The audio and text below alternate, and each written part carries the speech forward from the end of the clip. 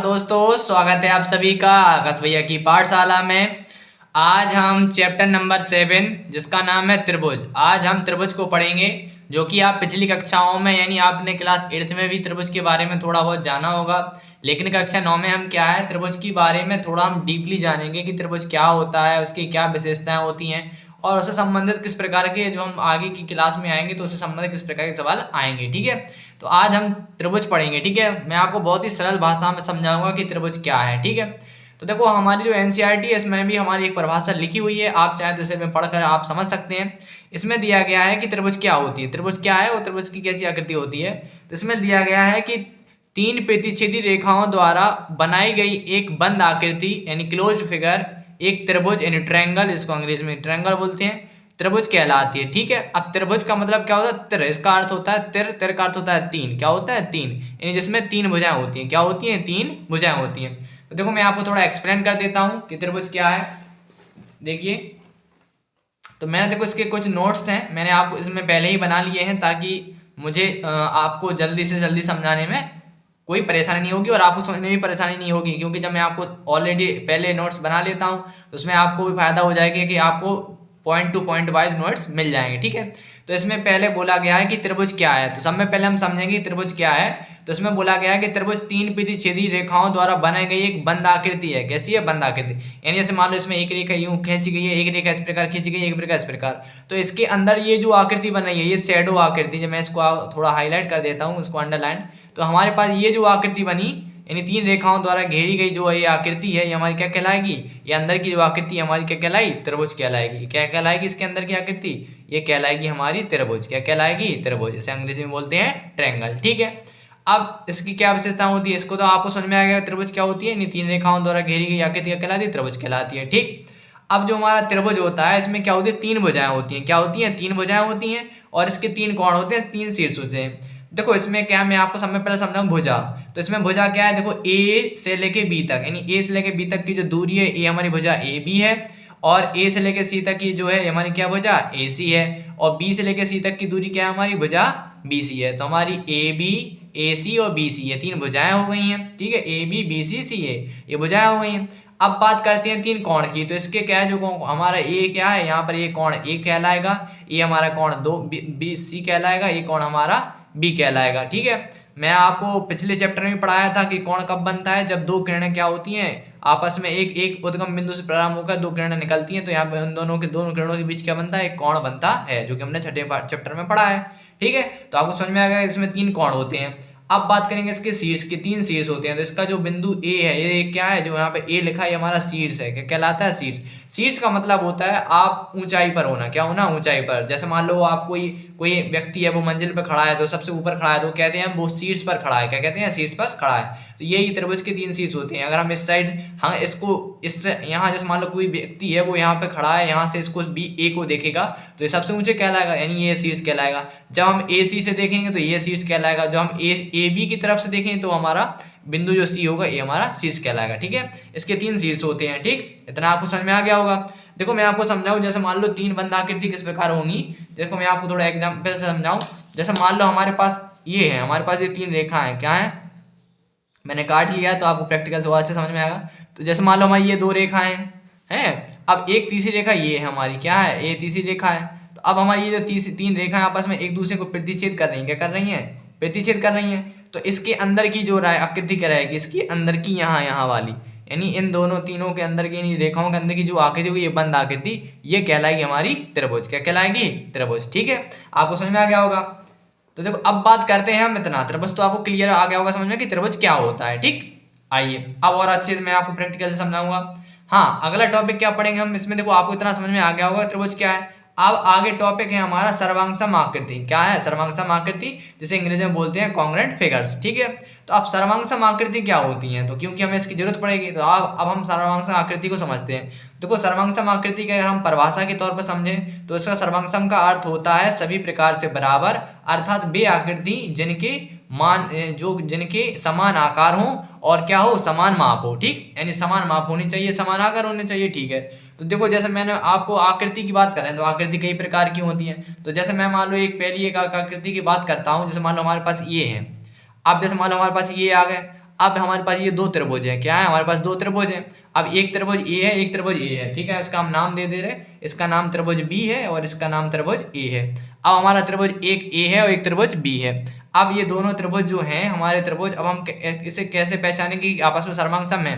तो इसमें देखो परिभाषा में क्या लिखी है, इसमें परिभाषा में दे रहा है सभी प्रकार से बराबर, यानी इनकी लंबाई, चौड़ाई, ऊंचाई, जो मोटाई वगैरह जितनी भी है सब कैसे समान होनी चाहिए, यानी समान माप होनी चाहिए। तो देखो जब हम इनको एक दूसरे के ऊपर रखते हैं, देखो एक दूसरे के ऊपर जब हमने इनको रख दिया तो आप देख सकते हैं इन्होंने एक दूसरे को, देखो क्या हुआ, पूरा घेर लिया, देख रहे हैं इन्होंने क्या किया, एक दूसरे को पूरा घेर लिया है, पूरा घेर है, ऐसा नहीं है कोई अलग अब थोड़ा बहुत बाहर भाग निकल रहा हो, इन्होंने एक दूसरे को पूरे से क्या कर लिया, घेर लिया है। अब ये एक दूसरे को ढक रहे हैं पूर्णतः, तो ये क्या कहलाएंगे, हम कह देंगे कि हमारा जो त्रिभुज, हम कहेंगे कि जो हमारा त्रिभुज ये जो ए था, क्या था, त्रिभुज ए और बी, हम कह देंगे कि त्रिभुज ए और बी कैसे हैं आपस में, त्रिभुज ए और बी आपस में सर्वांग में, कैसे हैं, सर्वांग, ठीक है। और देखो और आकृति के तौर पर मैं और दूसरी आकृति समझा देता हूँ। जैसे मान लो हमारे पास और दूसरी आकृति है, वर्ग ले लिया मैंने, क्या ले लिया, अब मैं आपको सामने वर्ग ले लिया। अब देखो मैं आपसे हम वर्ग ले गया, अब इसमें वर्ग में क्या है, देखो हम क्या, इसकी 5 सेंटीमीटर, ये भी 5, यानी ये जो हमारे जो दो वर्ग हैं ये सभी प्रकार से कैसे हैं, बराबर। कैसे हैं कि देखो इनकी जो मोटाई है, मोटाई भी एक सी है, ठीक है, इनकी लंबाई एक सी है और इनकी जो भुजाएं वो भी एक सी हैं। और जब हम इन्हें एक दूसरे पर रखते हैं तो क्या करते हैं, एक दूसरे को ढक लेते हैं, क्या करते हैं, ये वर्ग जो है वो एक दूसरे को ढक लेते हैं, ठीक है, पूर्णतः ढक लेते हैं। तो यानी ये कैसी आकृति है आपस में, सर्वांग है, यानी सभी प्रकार से जब बराबर हो, उनकी माप, लंबाई, चौड़ाई, ऊंचाई सब बराबर होंगी तो क्या कहलाएंगे, ये सर्वांग, ठीक, इतना आपको समझ आ गया। अब देखो सर्वांग कब नहीं होंगी, जैसे मैं आपको सामने, जैसे मान लो दूसरा ले रहा हूँ, अब मैंने एक त्रिभुज ये ले लिया, अब एक त्रिभुज हमारा ये है और एक त्रिभुज ये है। अब जैसे मान लो हैं तो दोनों त्रिभुज, ये भी त्रिभुज है, ये भी त्रिभुज है। अब यदि मैं ऐसे इसके ऊपर रख दूं, अब मैं इसे इसके ऊपर रख दूं तो आप देख सकते हैं कि ये क्या कर रहा है, इसका हिस्सा बाहर निकल रहा है, क्या हो रहा है, बाहर निकल रहा है। तो अगर ये हिस्सा बाहर निकल रहा है तो ये जो हमारा त्रिभुज ए है और हमारा, जैसे मान लो इसको त्रिभुज और भी नाम दे दें, हम इसका नाम मान लो सी दे दें, क्या दे दें, इसका नाम हमने मान लो सी दे दिया, क्या दे दिया, सी। तो जो हमारा त्रिभुज सी है वो ए की कैसा है, आपस में सर्वांग नहीं है, तो ये सर्वांग आकृति के रूप में नहीं है, यानी ए जो है हमारा सी वाला त्रिभुज और ये वाला त्रिभुज, तो ए त्रिभुज सी के कैसा नहीं है, सर्वांग नहीं है, ठीक है। और मैं आकृति और आपको बताऊं, जैसे मान लो हमारे पास दो स्केच हैं, हमारे पास दो स्केच हैं, तो देखो इनकी जो लंबाई है और इनकी जो माप है, देखो दोनों कैसे हैं, आपस में सेम है, बराबर है, छोटे बड़े तो है नहीं है, तो ये भी क्या है आपस में सर्वांग आकृति के रूप में है, ठीक है। और जैसे मान लो अब मैं आपको दूसरा एक एग्जाम्पल दूं, अब हमारे पास एक और है, इनको हटा देते हैं अपन लोग, हमारे पास एक आयत ए है, एक आयत ए है, तो ये दो आयत है। अब देखो एक आयत कैसा है, छोटा है, बड़ा है तो दोनों आयत, तो हम ये थोड़ी कह देंगे ये आयत या इसके आपस सर्वांग नहीं, क्यों नहीं है, देखो वैसे हम एक दूसरे के ऊपर रखेंगे तो क्या होगा, इसका भाग जो होगा वो क्या होता है, आपस में थोड़ा सा कट रहा है, बाहर कट रहा है, तो ये वाला आयत इस आयत के आपस में कैसा है, सर्वांग नहीं है। तो आपको अच्छे समझ में आ गया होगा कि सर्वांग आकृति क्या होती है, ठीक है, ओके। तो आपको इतना समझ में आ गया होगा कि सर्वांग आकृति क्या होती है। अब हम बात करेंगे त्रिभुजों की सर्वांग समता, क्योंकि हमारा पाठ का नाम है त्रिभुज, तो अब हम बात करेंगे त्रिभुजों की सर्वांग समता। तो अब त्रिभुजों की सर्वांग समता क्या होती है, आइए इसको समझते हैं। तो देखो त्रिभुजों की सर्वांग समता क्या होती है, जैसे मान लो हमने अभी दो त्रिभुज लिए थे तो उनकी जो लंबाई चौड़ाई थी वो कैसी थी, आपस में बराबर थी, ठीक है। तो सेम इस प्रकार में क्या होगा, तो इसमें भी कुछ क्या होता है, कोण वगैरह होती हैं, भुजाएं होती हैं, तो उनके आधार पर क्या होता है, त्रिभुजों की सर्वांग समता होती है, ठीक है। तो पहली सर्वांग समता क्या है, त्रिभुजों की सर्वांग समता को समझो कि होती क्या है सर्वांग समता। तो इसमें क्या होता है, यदि एक त्रिभुज की भुजाएं क्या हो, मान लो कोई हमारे पास एक त्रिभुज ए है और एक हमारे पास एक त्रिभुज बी है, ठीक है। तो उसमें क्या कह रहे हैं, तो हमारे इनको मान लेते हैं, तो कह रहे हैं यदि एक त्रिभुज की भुजाएं संगत भुजाओं और कोणों के बराबर हो, यानी कहने का मतलब ये है, जैसे मानो हमारे पास एक त्रिभुज ए बी सी है, एक त्रिभुज पी क्यू आर है, तो उनकी क्या हो, उनकी यानी इनकी जो कैसी हो भुजाएं आपस में बराबर हो या कोण बराबर हो, तो क्या हो जाएंगे, यानी भुजाएं बराबर हो या कोण बराबर हो, तो हम कह देंगे कि त्रिभुज ए बी सी सर्वांग सम है, क्या है, त्रिभुज ए बी सी सर्वांग सम है त्रिभुज पी क्यू आर की, यानी ये वाला त्रिभुज इस वाले त्रिभुज कैसा है, सर्वांग सम है। तो देखो जब इसमें हम ये इस प्रकार का चिन्ह लगाते हैं, यूं घुमा के यूं ऐसा, और नीचे दो रंगीज खींचते हैं, तो इसको ये जो हमारा होता है सर्वांग सम का चिन्ह होता है, किसका होता है, ये जो होता है हमारा ये वाला ये सर्वांग सम का चिन्ह होता है, किसका होता है, सर्वांग सम। इसे हमें अपने सवालों में यूज करना होगा, ठीक है। ये होता है हमारा सर्वांग सम का चिन्ह, किसका होता है, सर्वांग सम का, ठीक है। तो याद रखना कि इसमें क्या है, त्रिभुज ए बी सी आपस में हो जाएगा, त्रिभुज पी क्यू आर कैसा है, सर्वांग सम है। कब है सर्वांग सम, जब इनकी भुजाएं आपस में बराबर हैं और कोण बराबर है, ठीक है, ठीक है। और देखो एक चीज़ और समझ लेते हैं कि एक नियम आता है सीपीसीटी का नियम, इसे ये भी हमें जरूर समझना चाहिए। देखो सीपीसीटी का नियम क्या होता है, सर्वांगसम त्रिभुजों में संगत भाग बराबर होते हैं और संगत सर्वांगसम त्रिभुजों के संगत भागों के लिए हम संक्षेप में सीपीसीटी लिख देते हैं। यानी इनके कहने का मतलब ये है, जैसे मान लो इसकी भुजा AC और इसकी भुजा PR, यानी मान लो दो भुजाएं इसकी बराबर है। अब देखना, जैसे मान लो कि दो भुजाएं बराबर है तो तीसरी भुजा कैसे कह देंगे, सीपीसीटी से कह देंगे कि तीसरी भुजा कैसी हो जाएगी, आपस में बराबर ऑटोमेटिक हो जाएगी। कैसे हो जाएगी, सिंपल सी बात है। अब जैसे मानो हमारे पास ये दोनों त्रिभुज है, हम कहेंगे ए हमारी 4 सेंटीमीटर है, ए 3 सेंटीमीटर, ए 4 है, ए 3 है। अब ये 4 है, ये 3 है, ये 4 है, ये 3 है, तो तीसरी भुजा जो बचेगी वो इनकी कैसी हो जाएगी, आपस में बराबर हो जाएगी। किसके कारण, सीपीसीटी नियम के। क्यों हो जाएगी, क्योंकि जब दो त्रिभुज आपस में सर्वांगसम होते हैं, कैसे होते हैं, सर्वांगसम होते हैं, तो उनकी जो तीसरी भुजा होगी वो कैसी हो जाएगी, ऑटोमेटिक आपस में बराबर हो जाएगी। क्यों हो जाएगी, देखो अभी हमने आपको समझाया था कि सर्वांगसम जब आकृति हो जाती है तो पूर्ण रूप से बराबर ही होती है, यानी उनकी लंबाई चौड़ाई ऊंचाई कहते सभी मापे बराबर होती हैं। अब जब हमें दो मापे पता है तो सिंपल सी बात है, तीसरी माप भी आपस में बराबर रहेगी। क्यों रहेगी, कि त्रिभुज ए और त्रिभुज बी आपस में कैसे हैं, सर्वांगसम है। कैसे हैं, सर्वांगसम। ये दोनों त्रिभुज आपस में सर्वांगसम है, इसलिए ये कैसी है, आपस में आकृति सर्वांगसम है। ठीक है, अब बात करेंगे, इतना आपको समझ में आ गया होगा त्रिभुज क्या होता है, सर्वांगसम आकृति क्या होती है, और त्रिभुजों की सर्वांगसमता के नियम। ठीक है, और सीपीसीटी नियम आ गया समझ में। अब बात करेंगे कि हम जो त्रिभुज की सर्वांगसमता के जो नियम होते हैं, कौन कौन से नियम होते हैं और किन किन नियमों की कंडीशन से त्रिभुज आपस में सर्वांगसम होंगे। ठीक है, तो हम पहले बात करेंगे जो हमारा पहला नियम होता है SAS सर्वांगसम नियम। अब SAS सर्वांगसम नियम क्या होता है, इसे अंग्रेजी में बोलते हैं साइड एंगल साइड, और हिंदी में बोलते हैं भुजा कोण भुजा नियम। ठीक है, समझो क्या होता है, जब दो त्रिभुज सर्वांगसम होते हैं, जब दो त्रिभुज सर्वांगसम होते हैं, यदि एक त्रिभुज की दो भुजाएं और उनके अंतर्गत कोण दूसरे त्रिभुज की दो भुजाओं और उनके संगत कोण के बराबर हो। अब देखो इसी आकृति से समझते हैं। अब इसमें क्या कह रहे हैं कि इसमें हमारी AB की लंबाई 2 सेंटीमीटर है, PQ की लंबाई 2 सेंटीमीटर है, और BC की 4 है, यहाँ पे भी BC की 4 है, और इन दोनों भुजाओं के बीच में हमें एक कोण मिल रहा 50 डिग्री, ये भी 50 डिग्री है। तो जब हमें दो भुजाएं और एक कोण मिल जाए, और दो भुजाएं एक कोण मिल जाए, एक चीज़ आप ध्यान रखना कि जब भी त्रिभुजों को आपस में सर्वांगसम करना हो तो एक चीज़ ध्यान रखना, हमें 3 वैल्यू चाहिए होंगी हमेशा। कितनी, 3। जब हमारे पास भुजा कोण भुजा हो या कोण कोण भुजा हो, यानी हमें 3 वैल्यू चाहिए हमेशा। हमारे पास जब तक 3 वैल्यू नहीं होंगी तो हम तक नहीं कह सकते कि त्रिभुज आपस में सर्वांगसम है। तो हमेशा 3 वैल्यू चाहिए सर्वांगसम करने के लिए।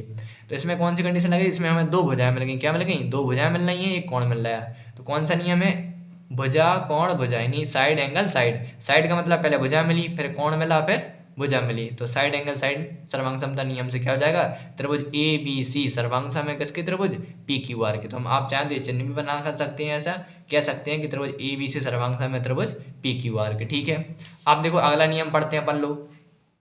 तो देखो अगला नियम क्या है, अगला नियम होता है ASA सर्वांगसमता नियम। ASA का मतलब होता है एंगल साइड एंगल, यानी हमें पहले कोण मिलेगा, फिर भुजा और फिर कोण। इसे हिंदी में बोलेंगे कोण भुजा कोण नियम। अब ये नियम कैसा होता है, तो इसकी हम परिभाषा चाहें तो लिख सकते हैं कि दो त्रिभुज सर्वांगसम होते हैं। जब दो त्रिभुज सर्वांगसम होते हैं, यदि एक त्रिभुज के दो कोण क्या मिल जाए, दो कोण मिल जाए, और उनके अंतर्गत भुजा दूसरे त्रिभुज के दो कोणों और अंतर्गत भुजा के बराबर हो। देखो समझो, अब देखो इसमें क्या हमारे पास त्रिभुज ABC है, एक त्रिभुज PQR है। आप चाहें तो और कोई भी त्रिभुज ले सकते हैं। अब इसमें क्या है कि इसमें जो कोण हमारा B है, क्या है हमारा कोण, जो हमारा कोण B है और जो हमारा कोण Q है, हमारा कोण B और कोण Q कैसे आपस में बराबर हैं। और यहाँ पे जो कोण C है और कोण R, दो कोण बराबर है, और इनके बीच में हमें मिल रही है एक भुजा, यानी BC की वैल्यू 4 है और QR की भी वैल्यू 4 है। तो यानी इनकी हमें दो कोण मिल गए, एक भुजा मिल गई। तो दो कोण जब एक भुजा मिले तो उसको क्या बोलेंगे अंग्रेजी में, ASA नियम। हमें इन नियमों को अपने सवालों में लगाना होगा। ठीक है, इसलिए हम इन नियमों को पढ़ रहे हैं। ठीक, अब अगली बात करेंगे। तो जब इतना हम कह सकते हैं कि जब हमें दो कोण मिल गए, एक भुजा मिल गई, तो ये भी क्या हो जाएंगे, आपस में सर्वांगसम हो जाएंगे। क्या हो जाएंगे, आपस में सर्वांगसम। त्रिभुज ABC सर्वांगसम हो जाएगा त्रिभुज PQR के। ठीक है, अब अगले नियम की बात करेंगे, AAS सर्वांगसमता नियम, यानी एंगल एंगल साइड या भुजा भुजा कोण नियम। ये क्या होता है, दो त्रिभुज सर्वांगसम होते हैं। जब दो त्रिभुज सर्वांगसम होते हैं, कब होते हैं, दो त्रिभुज सर्वांगसम तब होते हैं यदि इन त्रिभुजों के दो कोणों के युग्म बराबर हो। क्या हो, दो कोणों के युग्म बराबर हो और संगत भुजाओं का एक युग्म बराबर हो। हम इसे AAS सर्वांगसम नियम कहते हैं। अब देखो इसमें समझो कि इसमें क्या है कि जो हमारी दो डबल लाइन लगी है, यानी इसके कहने का मतलब ये है कि AB की लंबाई और PQ की लंबाई बराबर है, और जो सिंगल डैश लगा है यानी BC और QR इनकी लंबाई बराबर है, और इनकी लंबाई के बाद जो तीसरी वैल्यू दे रहा है यानी C कोण और कोण, यानी इसमें हमें दो भुजाएं मिली। क्या मिली? इसमें हमें दो भुजाएं मिली और एक कोण मिला। तो हम क्या कह देंगे? हम कह देंगे ये वाला त्रिभुज भी कैसा है आपस में? सर्वांगसम। किसके? त्रिभुज ABC के सर्वांगसम है त्रिभुज PQR के। ठीक है, ठीक। अगला समझेंगे नियम। अगला नियम क्या होता है? अगला नियम है ऐसे सर्वांग समता नियम। ऐसे का मतलब होता है तीनों भुजाएं मिल जाए, हमें तीनों भुजाएं आपस में बराबर मिल जाए। ठीक है, साइड साइड भुजा नियम। यदि एक त्रिभुज की तीनों भुजाएं एक अन्य त्रिभुज की तीनों कोणों के बराबर हो। कैसे हो? तीनों कोणों के बराबर हो तो दोनों त्रिभुज आपस में सर्वांगसम होते हैं। कैसे होते हैं? जैसे मान लो इसमें AB की वैल्यू दे रहा है 2 सेंटीमीटर, PQ की भी 2 दे रहे हैं, AC की 3 दे रहा है, PR की 3 दे रहा है, BC की 4 दे रहा है और QR की भी 4 दे रहा है। यानी इनकी माप है कैसी आपस में? बराबर है। मैं आपको समझा ही चुका हूँ, जब माप बराबर होती है तो त्रिभुज कैसे होते हैं आपस में? सर्वांगसम होते हैं। कैसे होते हैं? सर्वांगसम। अब देखो इसका लास्ट नियम क्या होता है। लास्ट नियम है हमारा, लास्ट नियम मैं आपको बताऊं, लास्ट नियम है हमारा RHS सर्वांगसमता नियम। क्या है? RHS सर्वांगसमता नियम। अब ये क्या होता है? इसका नियम, इसको अंग्रेजी में बोलते हैं right angle hypotenuse Q side. ठीक है, अभी क्या होता है? यदि दो समकोण त्रिभुजों में एक त्रिभुज का कारण हो, क्या हो? एक त्रिभुज का कारण हो और एक भुजा दूसरे त्रिभुज के कारण और एक भुजा के बराबर हो तो दोनों त्रिभुज सर्वांगसम होते हैं। समझो क्या है इसमें। देखो आप इतना तो जानते होंगे कि समकोण त्रिभुज क्या होता है, जहां पर 90 अंश का कोण बनता है वो क्या होता है? समकोण त्रिभुज होता है। तो इसमें क्या हो रहा है? ये 90 अंश का कोण बनना है, और आपने इतना तो पता ही होगा कि 90 अंश के सामने वाली भुजा कर्ण कहलाती है। क्या कहलाती है? 90 अंश के सामने वाली भुजा कर्ण कहलाती है। तो इसमें लिखा है त्रिभुज का एक कारण हो। क्या हो? एक कारण हो और एक भुजा क्रमशः दूसरे त्रिभुज के कारण। देखो एक भुजा है, ये है, एक भुजा है और दूसरे कारण के क्या है? दूसरे कारण और एक भुजा के बराबर हो। यानी इनकी जो हमारे कारण के सामने की भुजा हो और त्रिभुज की एक और भुजा कैसी हो? आपस में बराबर हो तो दोनों त्रिभुज सर्वांगसम होते हैं। यानी जो कारण के सामने वाली भुजा है ये बराबर होनी चाहिए और इस भुजा के संगत दूसरी भुजा होगी जो यहाँ पर कोण बनना है उसी की नीचे वाली, ये कैसा हो जाएगा? RHS सर्वांगसमता नियम से। ठीक है, इतने जो हमारे नियम थे, तो हमारे लिए इतने नियम काफ़ी थे। ठीक है, तो आपको समझ में आ गया होगा, और आप चाहें तो इनकी नोट्स भी बनाकर लिख सकते हैं। आप इन्हें वीडियो पोस्ट करके आप इन्हें लिख सकते हैं, और हमें लिखना भी चाहिए। इस प्रकार के हमें नोट्स बनाने चाहिए। ठीक है, इस प्रकार के नोट्स बनाएंगे क्योंकि हमें एग्जाम में MCQs क्वेश्चन भी पूछे जाएंगे। ठीक है, तो कई लोगों को क्या होता है MCQs क्वेश्चन बुक में नहीं दिए हैं, तो जो मैं क्या करता हूँ कि हमारा यूट्यूब चैनल जो है, मैं यूट्यूब चैनल की कम्युनिटी गाइडलाइन में जो होता है उसमें मैं पर डे एक MCQ डालता हूँ जो कि बहुत इंपॉर्टेंट होते हैं बोर्ड एग्जाम के लिए हो, या आप किसी भी मतलब जिस कक्षा में पढ़ रहे हैं, मैं क्लास 9th और 10th दोनों का डालता हूं। तो आप कम्युनिटी में जाकर उनके मैं प्रतिदिन एक क्वेश्चन डालता हूं और उसके 4 ऑप्शन देता हूं। तो आप जाइए और उसका आंसर दीजिए और चेक कीजिए कि आपकी तैयारी कैसी है, और आपको बहुत फायदा मिलेगा। ठीक है, तो हमने जान लिया कि त्रिभुजों की सर्वांगसमता क्या होती है। ठीक है, सर्वांगसम आकृति क्या होती है, हमने इन सभी के बारे में जान लिया। और इसकी जितनी भी हमारे पास नियम थे, हमने बाकी के जो हमारी बुक में नियम थे, बुक में हो या मैंने अलग से ही पहले ऑलरेडी लिख लिए थे सारे नियम, तो इन सारे नियमों को हमने पढ़ लिया है। ठीक है, अब बात करेंगे हम अपनी एक्सरसाइज की। किसकी करेंगे? एक्सरसाइज की। तो देखो हमारी जो प्रश्नावली है 7.1। ठीक है, तो हमने इन सब नियमों को लिख लिया है। ठीक है, तो अब बात करेंगे हम अपने क्या किसकी? प्रश्नावली की। तो प्रश्नावली क्या होगा, हम दूसरी वीडियो में बना लेंगे। ठीक है, तो इस वीडियो में क्या करेंगे हम, ये हमारा इंट्रोडक्शन पार्ट रहेगा, इसमें हम त्रिभुज के बारे में जानेंगे ओनली, और जो हमारी प्रश्नावली 7.1 है इसे हम पढ़ेंगे नेक्स्ट वीडियो में। ठीक है, तो यदि आप हमारे चैनल पर नए आए हैं तो चैनल को सब्सक्राइब कीजिए और जितना ज़्यादा हो सके वीडियो को ज़्यादा से ज़्यादा लोगों के पास शेयर कीजिए।